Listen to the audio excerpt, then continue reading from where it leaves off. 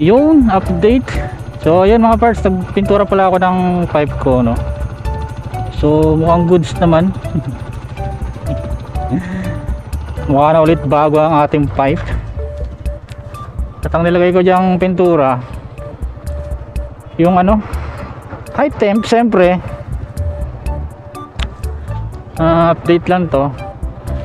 High temp yung nilagay kong pintura, pero di ba kung high temp talaga yun. Pero goods naman yung pagkaka high temp niya. Hindi naman masama. At ito mga parts, no, good day sa inyo and welcome ulit sa ating channel. At may ito naman, medyo madilim banda doon sa may unahan. Hindi tayo ulan na yung pauwi. At same time, same place. Dahil ito lang talaga yung tawag ko, yung lugar na talagang dinadaanan ko.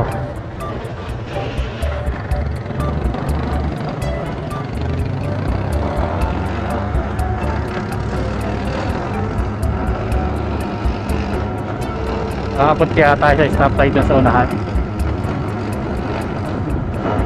Hindi natin kakapot tayo.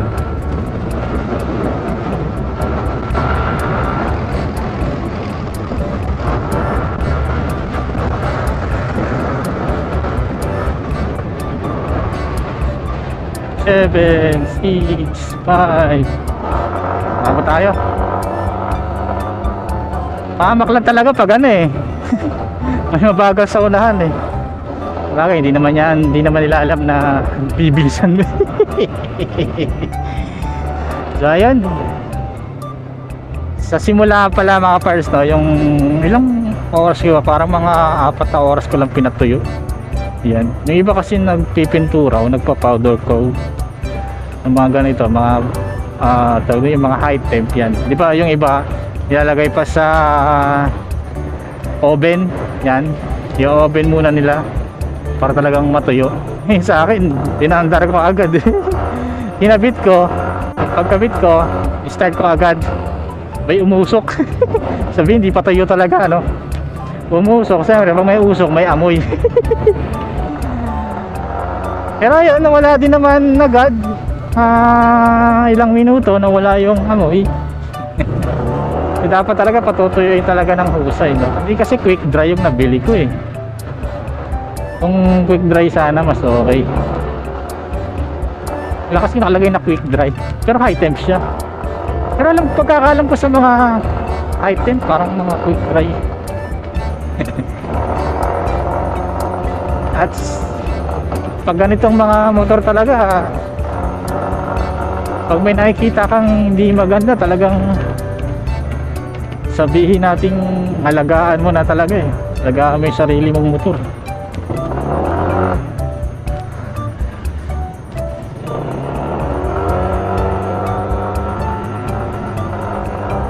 Kasi ito lang meron tayo eh. Saka mapalad na rin tayo na kahit paano may ginagamit tayo.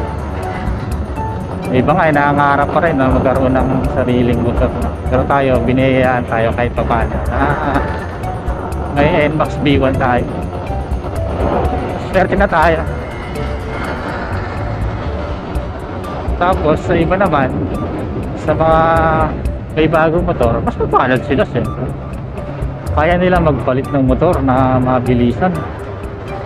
Mabilis ba? Mabilis sila makapagpalit ng motor. Baga mas mapalad yung kaya magpalit ng motor agad. Walang problema sa kanila yung pera. Pero kahit paano, palad pa rin tayo kasi meron pa tayong ginagamit. Yan. Iba naman, diba? Sadyang mas mapalad. Ang bilis pagpalit.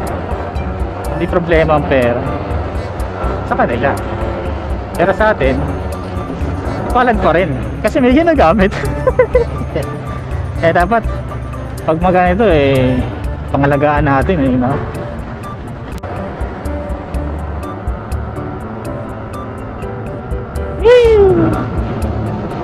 At currently pala mga parts, nakaraan 1.5 yung tinakbo ng engine oil ko.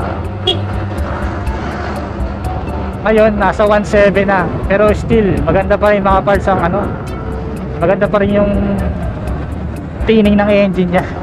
Iba talaga pag ano may nanomoli, no? Yung nga lang talagang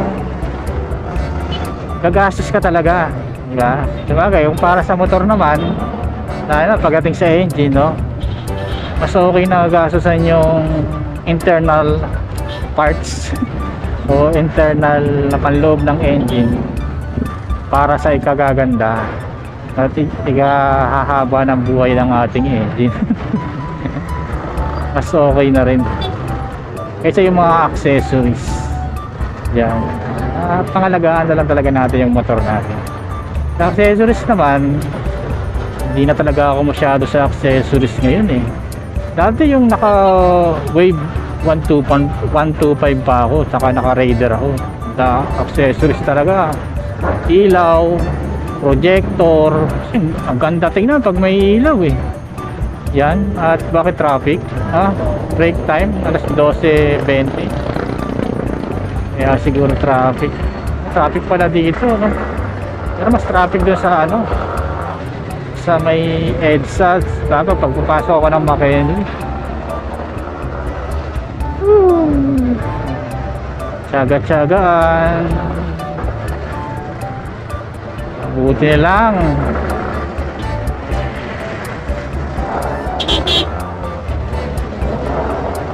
yun lang, kahit pa paano natuto tayong makalaga ng motor para mapahaba ang buhay. Ulit ng bus, oh, pesto sa kaliwa tapos pesto sa kanan, biglang mag-overtake, aray mo.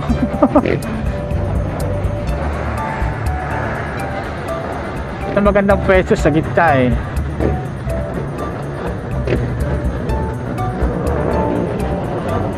Woo! At susunod, hindi ko alam kung ano sunod na papalitan ko. Maintenance pala yun. May susubukan pala akong isang produkto mga parts. Abangan nyo na lang isang produkto, magandang klase. Sabi daw made in Japan daw eh. Tingnan lang natin kung magiging maganda yung baka nyo na lang siguro eh. Wala kasing sabihin natin okay din mag-try ng iba-ibang brand. Yan, diba? Kasi minsan maganda yung mga genuine yan. Lalo na pag ano number one, genuine. Pagdating sa internal parts, genuine talaga, matibay. Pero pag medyo labas na ng parts ng engine, maganda mag-try tayo rin ng iba para medyo nakakamura-mura man tayo. Pero minsan kahit nakakamura tayo, napapamahal pa rin tayo eh. Lalo pa hindi pala maganda ang resulta. Pero hindi malalaman kasi hindi masusubukan talaga eh yung isang product eh. Yung tulad na naman ng nanomoli. Sabi ko dati sa video kong yun, hindi ako magta-try ng nanomoli. Or sabi ko, pag may budget, try natin. Pag wala, hindi mo na budget. Ang nanomoli kasi additives siya, parang enhancer. Yan. Mas napapaganda pa yung quality ng engine oil mo. Yan. Pwede mo siyang ipare sa ibang sa ibang brand ng engine oil. Pero merong isang test may isang test si Lolo Bear na ginawa eh. Pinaris yan sa nanomoli tapos speed tuner. Parang hindi siya tumalab. Kasi ang speed tuner kasi may sariling additives na yan eh. Hindi siya nag-sink in. Basta yan, hindi siya nag-sink in. Parang ayaw tanggapin. Kumbaga eh, ang gamit kasi dati ni Lola Bear na pang test eh yung friction test dati ni Sermel ba yun? Yung Sermel, yung kulay blue, yung pang test. ang standard dun sa speed tuner, kasi sa isang plate merong 1 kilo eh. So yung sa speed tuner naka 4 plates yan, pero yung nilagyan ng nano moly parang hindi naman yata, wala naman naging epekto. Yan, parang ayaw nung speed tuner sa nano moly. Pero yung iba tulad ng Shell Advance, tapos Motul, yan bagay sila, compatible talaga eh pag-test ng mga products sa motor natin. Ang makakagets lang minsan na sinasabi ko, yung may mga concern din sa sarili ng motor. Yung iba kasi talaga yung iba kasi talagang gamit talaga ginagamit lang talaga yung motor nila, pero yung maintenance wala. Yung iba naman pag medyo may pera na talaga pinapairal nila. Pero sa katulad natin hindi mapera, magamit tayo minsan na utak.